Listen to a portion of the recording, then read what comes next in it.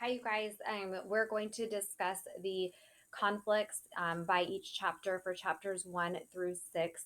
You will notice that I am looking down a lot because I do have the different conflicts I want to ensure you guys have on your conflict chart. I do have them typed out. So please make sure you're following along. Add to your conflict chart for each chapter if needed. Pause when you need to make sure that you have everything that you need. All right. Okay, so let's start with chapter 1. In chapter 1, we have two conflicts. The first conflict would be the weather. So we definitely see the weather being an issue with the kids and the Watson family complaining about how cold it is. And then also with our friend Byron getting his tongue stuck on the side mirror, which was definitely funny to read about for sure. So that would be an external conflict, and that would be man versus nature. The second conflict that we have in chapter 1 would be an external conflict as well. It would be man versus society. And that would be when mom and dad are having a disagreement about Birmingham and Flint. Mama definitely looks back fondly on her time growing up in Birmingham, and still seems to believe that it is a fairly magical place and she misses it. But dad hints at it being still very segregated. So that is a little conflict that the two of them have on how they see Birmingham.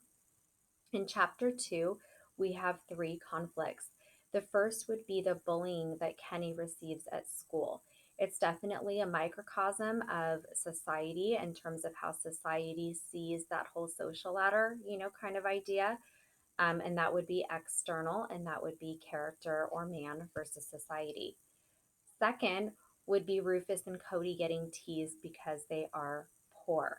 Also, Kenny realizing that he may not be teased as much because they are lower in status than he is. In chapter 1 and 2, there are various vignettes that just kind of paint this picture of bullying in relation to the social ladder, in relation to poverty and wealth.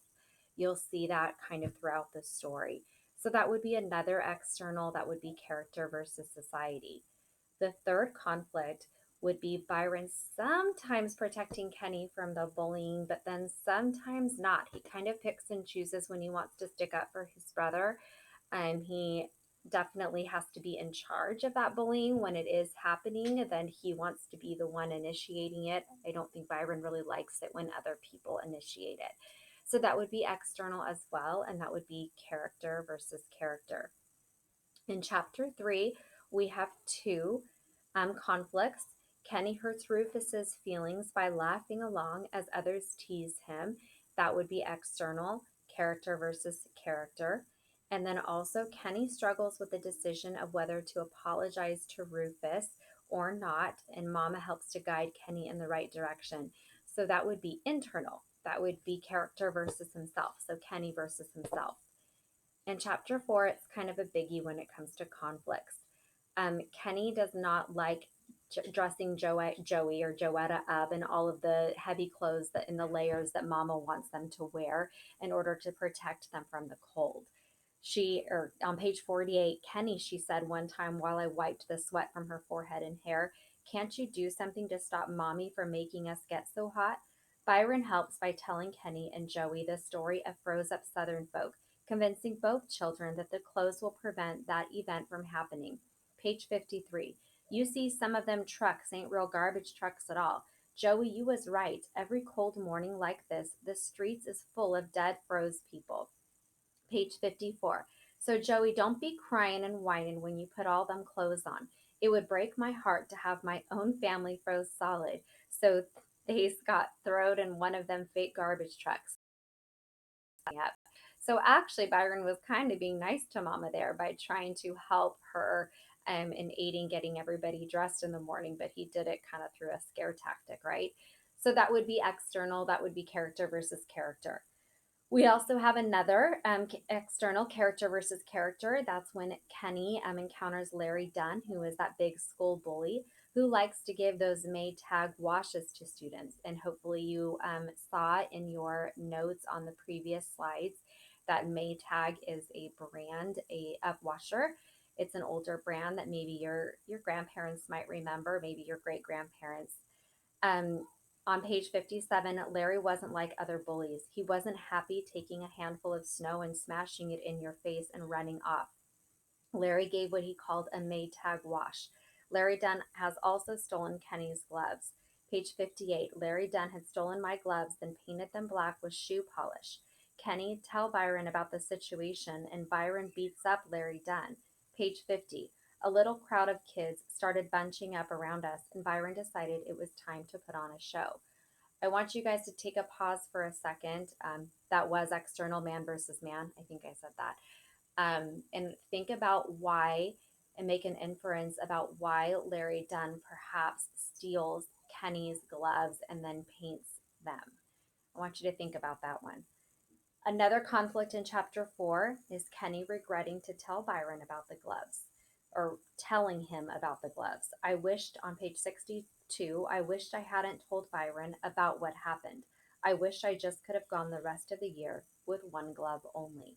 So that would be an internal, that would be Kenny versus himself. He is mad at himself for telling his brother that Larry Dunn had been stealing his gloves. In chapter 5, we have an external man versus man. This is Byron is caught lighting matches and setting fire to tissue parachutes connected with toy soldier dropping into the toilet. Don't try this one at home, right? On page 64, Byron got caught lighting matches again, and it looked that this time Mama was going to do what she always said she would burn Byron's finger. But then Joetta saves the day. So we have another external conflict of character versus character. She gets herself so flustered about the opportunity of Mama burning Byron's finger that she ends up putting the flame out to stop Mama, right? So that would be another conflict, and that would be character versus character. All right, chapter 6, our last conflicts. And Mama and Byron argue about Byron being sent to Mitchell's to sign up for food. On page 77, listen here, Mr. High and Mighty, since you just got to know, that's external, that would be man versus man. So that is the way that they purchase food is they have an agreement with the store owner. So if they are late on their, receiving money or their paychecks, they can essentially borrow food and then they go and pay back. And then we have a big internal conflict. This would be character versus self. Kenny sees conflicting information about Byron, who steals cookies from Mitchell's and then recklessly kills the mourning dove by throwing a cookie at the dove. Byron admires the mourning dove for its coolness factor, but after killing it with a Swedish cream cookie, Byron becomes ill and throws up. Page 83. I looked right at By, and his face was all twisted up and his eyes were kind of shut. He then dropped the bird, walked over to the green apple tree, and started throwing up. Kenny can't decide what kind of person Byron really is. It's like on one hand, Byron's so cool and doesn't care about anybody or anything, and then the next thing you know, he's crying over killing a bird. So it's an internal struggle with Kenny where he's kind of like, do I really know my brother? I thought that I knew him, and I thought that he was just kind of a jerk across the board, and then he's showing these signs of emotion and empathy, and so Kenny's kind of just struggling with his feelings about his brother. So that would be internal character versus character. Now when it comes to your character chart, you should just be doing that on your own. We really shouldn't have to talk too much about that. Just make sure you're updating it with details about the characters and what you're learning about them, qualities and attributes, character traits, all of that good stuff. All right. See you soon.